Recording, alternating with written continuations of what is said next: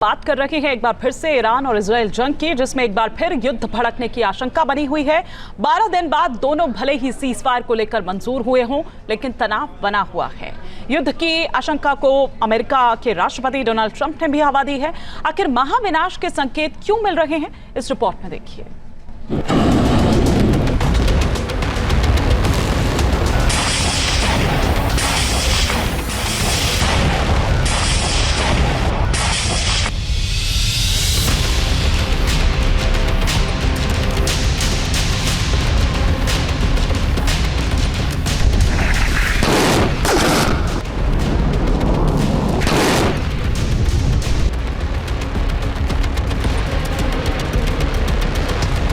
बारूदी विस्फोट से फिर दहलेगा मिडिल ईस्ट।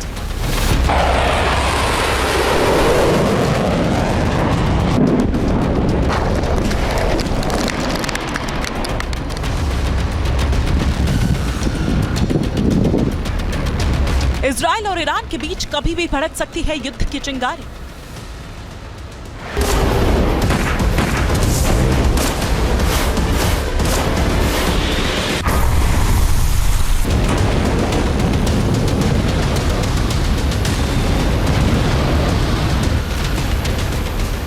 बारह दिन बाद सीजफायर हुआ, लेकिन जंग का खतरा अभी भी जारी है।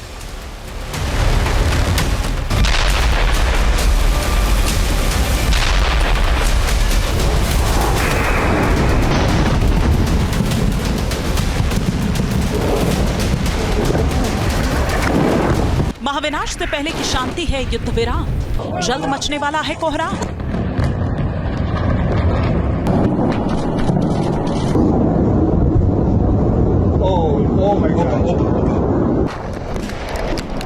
इजराइल और ईरान 12 दिन के बाद भले ही शांत बैठ गए हों, लेकिन तनाव अब भी पूरी तरह से खत्म नहीं हुआ।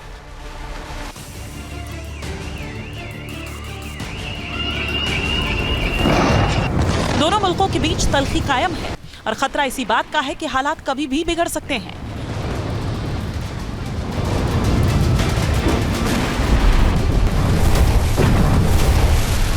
तेरह जून से 24 जून तक मिडिल ईस्ट में जमकर गोला बारूद बरसा।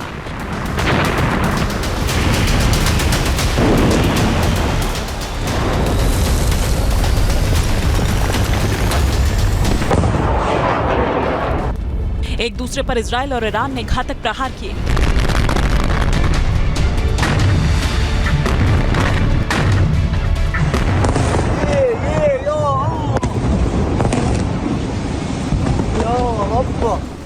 बीच में अमेरिका की भी एंट्री हुई। युद्ध जब चरम पर था, तभी ट्रंप ने सीजफायर का ऐलान कर दिया। मतलब युद्ध की आग पूरी तरह से बुझी नहीं है। सीजफायर के बीच ही अब डोनाल्ड ट्रंप ने एक बार फिर संकेत दिए हैं कि किसी भी दिन ईरान और इजराइल के बीच फिर से महायुद्ध का आगाज हो सकता है।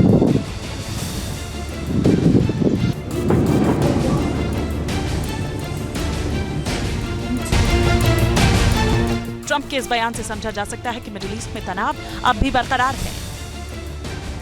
ऐसे में सवाल है कि क्या सीजफायर अगली जंग की तैयारी का हिस्सा है? क्या ये युद्ध विराम महाविनाश से पहले की खामोशी है? क्या इजराइल और ईरान एक बार फिर से बारूद बरसाने वाले हैं? क्या मिडिल ईस्ट में महायुद्ध फिर से भड़कने वाला है?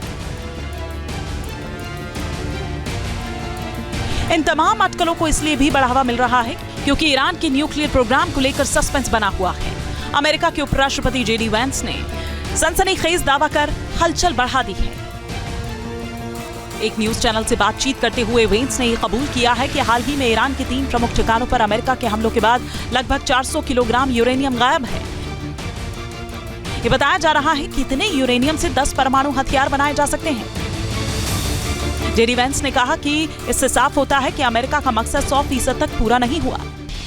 मतलब ईरान के न्यूक्लियर प्रोग्राम को खत्म करने की अमेरिका की रणनीति पूरी तरह से सफल नहीं रही। भले ही अमेरिका ने ईरान की न्यूक्लियर साइट्स पर B-2 बॉम्बर से बंकर बस्टर बम बरसाए हों, लेकिन परमाणु ठिकाने पूरी तरह से तबाह नहीं हुए। ईरान खुद भी लगातार ये दावा कर रहा है कि वो अपना न्यूक्लियर प्रोग्राम बहुत जल्द शुरू कर देगा। इसी बात को लेकर तनाव बना हुआ है।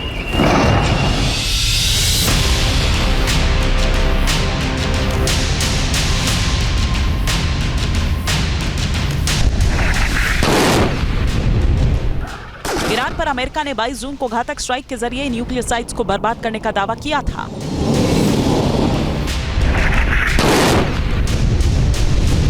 लेकिन कई मीडिया रिपोर्ट्स में खुलासा किया गया है कि नुकसान बहुत कम था। ऐसे में ट्रंप ने ईरान को अल्टीमेटम दिया है कि अगर न्यूक्लियर प्रोग्राम फिर से शुरू हुआ तो पहले से भी विनाशक हमले करने से अमेरिका पीछे नहीं हटेगा। ट्रंप की इस धमकी का सीधा मतलब है कि ईरान अगर अपनी न्यूक्लियर साइट्स को फिर से एक्टिव करता है तो युद्ध भड़क सकता है। मतलब इजराइल और अमेरिका मिलकर फिर से ईरान पर बमबारी कर सकते हैं। ऐसा हुआ तो हालात पहले से भी ज्यादा बिगड़ेंगे, जिसका असर फिर केवल मिडिल ईस्ट तक नहीं बल्कि पूरी दुनिया पर पड़ सकता है।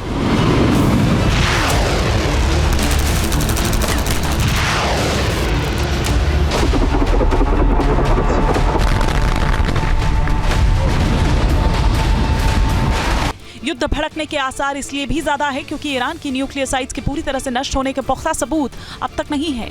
युद्ध की आशंका इसलिए भी बढ़ रही है क्योंकि जिस मकसद से इजराइल और अमेरिका ने ईरान पर हमला किया वो पूरा हो चुका है, इसकी कोई गारंटी नहीं दे पा रहा। ईरान बार बार दावा कर रहा है कि वो अपना परमाणु कार्यक्रम फिर से शुरू करेगा, ये भी तनाव का बड़ा सबब है। ईरान की ओर से यह भी कहा गया है कि इजराइल ने अपनी खुफिया गतिविधियां अभी तक नहीं रोकी है।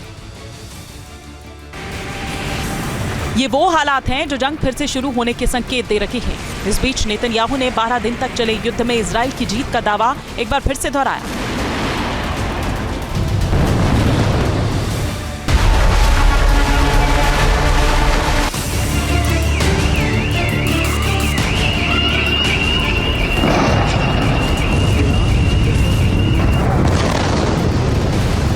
जंग में जीत का दावा ईरान ने भी किया है, लेकिन जिस तरह ईरान में तबाही मची और टॉप सैन्य लीडरशिप का खात्मा हुआ वो उसके लिए बहुत बड़ा झटका है।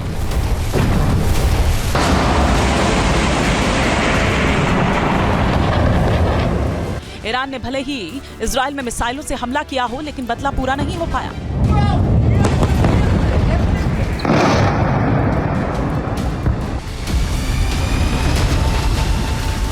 इसलिए बारूद के ढेर पर बैठे मिडिल ईस्ट में विस्फोटक हालात होने की आशंका लगातार बढ़ रही है। जहां भक्ति है हर शब्द में, कथाओं में छिपे हैं दिव्य रहस्य और ज्योतिष देता है जीवन को दिशा। धर्म से जुड़ी हर बातों को जानने के लिए हमारे चैनल स्तुति को सब्सक्राइब करें।